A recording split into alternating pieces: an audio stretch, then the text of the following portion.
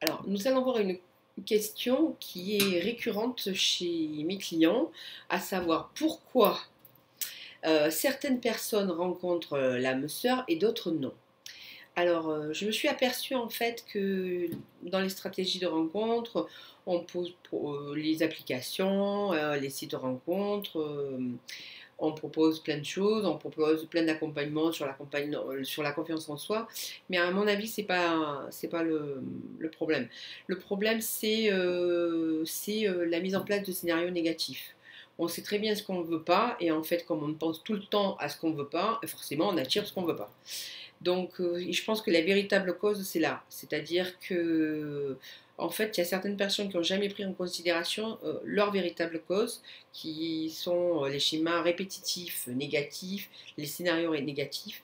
Et c'est ça qui est véritablement à l'origine de leur échec amoureux.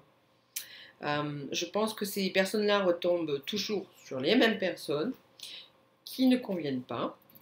Et puis, et on recommence, on met en place un scénario, et on recommence, et on tourne en boucle.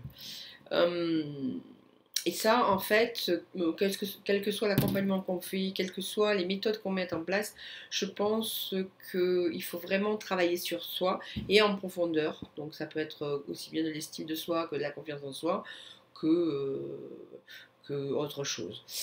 C'est pour ça qu'en fait, moi, ce que je propose, c'est de traquer ces causes qui sont essentiellement émotionnelles, qui sont ce sont des causes émotionnelles et qui sont responsables des échecs amoureux. Et évidemment, l'idée, c'est comment s'en libérer. Eh ben, moi, j'ai une solution. Voilà.